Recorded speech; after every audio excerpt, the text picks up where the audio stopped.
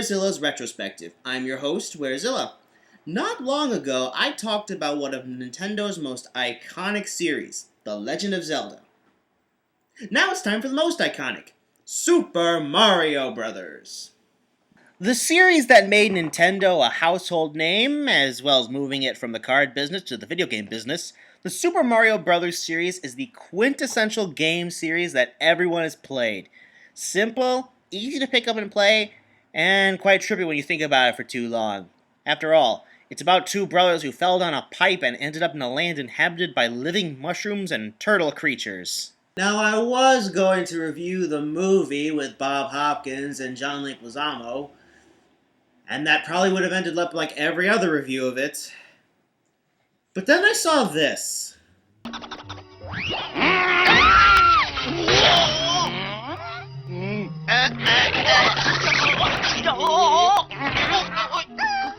Yes, before the cartoon, before the movie, even before Super Mario Bros. 2, there was this anime special. Yeah, I can't say its Japanese name, though it does translate out to The Great Mission to Save Princess Peach. If you haven't heard of it, I don't blame you. It was never released outside of Japan. And it is weird. We open with Mario playing a game late at night. Sounds like how I spent last evening. Until Princess Peach leaps out of his TV set with several Koopa Troopas coming after her. That managed to completely miss her, but she thanks Mario for rescuing her anyway. He didn't. Mario then tries to stand up to Bowser, who also followed Peach.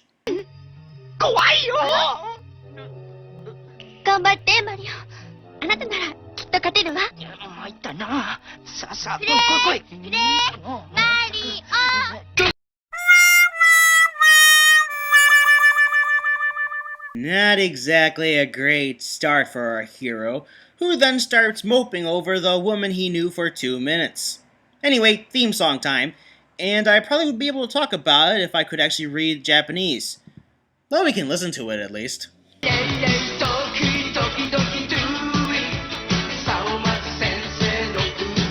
Though frankly, I'm not sure what Doki Doki Panic has to do with Mario, besides the second game, obviously.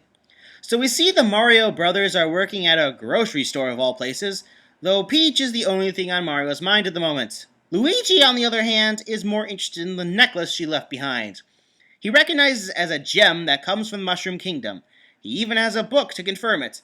Wait, is that meant to be a game guide, or is the Mushroom Kingdom a real place that can actually be located on a map?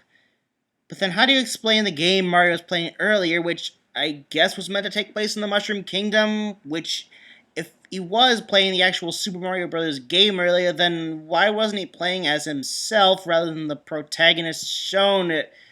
I'm so confused. I suggest you don't worry about this sort of thing and just enjoy yourself. That goes for you all, too. Yes. Anyway, this caterpillar-looking creature, which they keep calling a dog for some reason, leads the brothers down a pipe where they meet, the Winter Warlock? As the brothers react with joy over being in the Mushroom Kingdom, the Warlock explains the situation. 実は隣の国の亀一族にクッパという悪い大王がおってクッパクッパ大悪のクッパクッパかっこいいピッチ姫に結婚を断られたのを根に持ってこの国をめちゃめちゃにし姫を連れ去ったのじゃめちゃめちゃピッチ姫育てた Yeah, you remember that earlier scene with Bowser, right? The one that, clearly showed he was 3 times bigger than most normal people? How exactly does he plan to... I don't want to think about it. Mario asks why they specifically are needed to rescue Peach, which the Warlock reveals is part of an ancient prophecy. 東の国より双子の男来たれマドロス百歩につなぎのズボン丸花ジョロンちょびひげかわいい That's stupid. The Warlock then explains that the way to save Peach is to acquire 3 power-ups: the flower, the mushroom, and the star. Surely a 1-up would be first priority. Later that evening, Luigi hallucinates out of hunger, even trying to steal the food out of Mario's dream. Just go with it. At the urging of a pair of Goombas, he eats a bunch of mushrooms that first make him laugh, and then cry. I said it in the Star Fox Adventures retrospective, and I'll say it here. That totally can't be misinterpreted in any way. This leads Mario to getting caught by a Mama Koopa Troopa, whose hatchlings are not Koopa Troopas. Is there something you want to tell us, Mama? But as fate would have it, the cliffside has the mushroom power-up. Congratulations, Mario. Now you can take more than one hit without dying. Next up, they wander into a valley of flowers. They are brothers, don't even think that. Where they are confronted by that little guy that holds the starring lights from the Mario Kart series. And the brothers' primary attack against its swarm of Audrey 2s seems to be...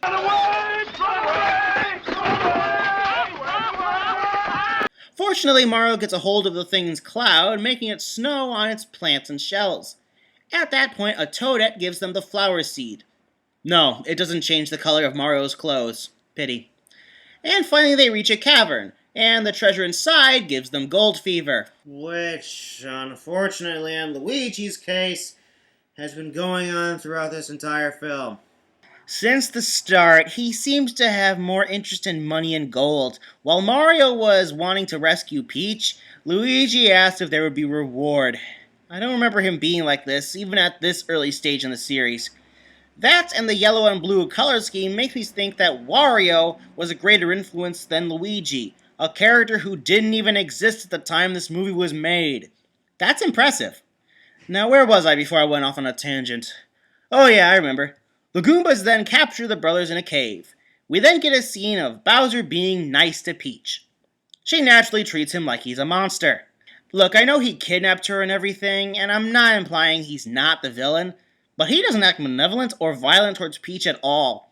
She has a nice view, he asks her what color dress she wants, he plays charades for her, and when she tries to trick him into trapping himself in a box, he politely puts her back in her seat, telling her not to do that again. Back with Mario in his cell.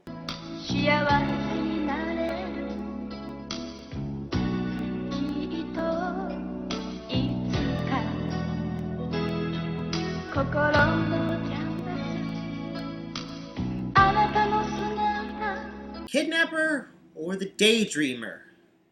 Peach really has to rethink her options.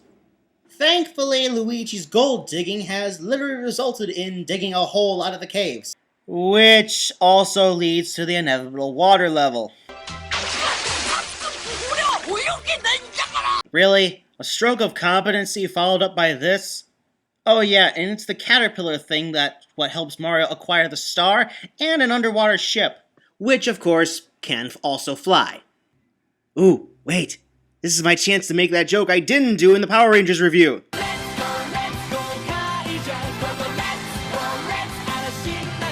And so, with all three power-ups, the brothers make their way to Bowser's castle, who is currently holding the wedding ceremony. クッパ大王様、汝はピーチ姫を妻とし、末永く愛し、亀一族繁栄のために尽くすことを誓いますか。もちろんや。ピーチ姫、汝はクッパ大王様を夫とし、末永く亀一族の繁栄のために愛を捧げることを誓いますか。違うと思うね、ピーチちゃん。ピーチちゃん。ピーチちゃん。ピーチちゃん。Look at that. He's not even trying to force her to say it. He wants her to do it on her own fruition. It's like they're trying to make Bowser likable. The brothers reach the bowels of the castle, which even looks like levels from the games. Also, these two Goombas seem to be the only ones who work for Bowser. And yes, these are the same ones from before. They did report to him earlier. Mario manages to get to Peach in the chaos, and is about to eat the power-ups, and then gets distracted by his own brand of ramen.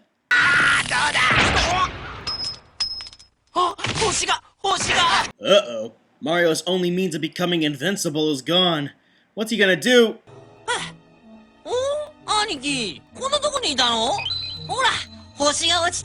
So what was the point of losing the star when Luigi was immediately going to get it back? Nothing! Absolutely nothing! So with newfound power, Mario grabs Bowser by the tail and tosses him into the distance. Getting deja vu again. And this is when we get the ultimate case of blue balls I've seen in a long time. It turns out the caterpillar thing was actually a long-lost prince from a neighboring kingdom, who Peach is destined to be with. Okay, I'll give Mario props for at least being accepting of this and is happy to see that Peach is happy and free. At least this movie didn't end on a complete downer ending. Oh, and after the credits, we see Bowser is now working at Mario's grocery store. Might as well, they're going go-karting later, so why not? This movie actually has more of a right to call itself a Super Mario Bros. Movie than the one that was made 7 years later. The elements from the games are there, the power-ups, the enemies, the sound effects, and it's simple and straight to the point.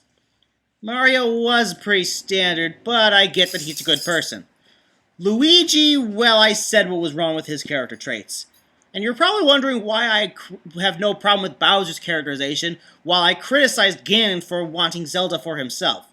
Well, besides the fact that there, sadly, is already a precedent for Bowser having a thing for Peach, the thing is, Bowser was genuinely nice to her.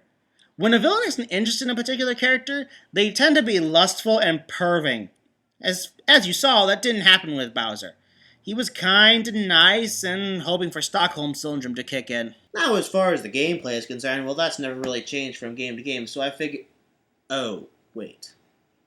Good things haven't been said, however. I really can't say the animation is very good. I can't decide if it's worse than the cartoon, but it just helps to mention that fact. Also, despite it only being 60 minutes or so, there is padding. Between all the encounters, there would be a walk cycle with the opening theme music, and some repetitive dialogue in the first act really doesn't help the movie. I have no idea whether or not this would have been very popular if it had been brought over to other countries. It's not even very widespread in Japan itself, but at least I'm glad I watched it.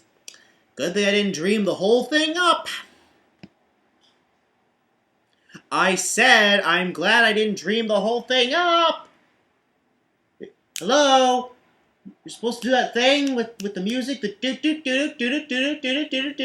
thing, and then show me asleep in my bed with a blue filter? No? Well, so much for those expectations.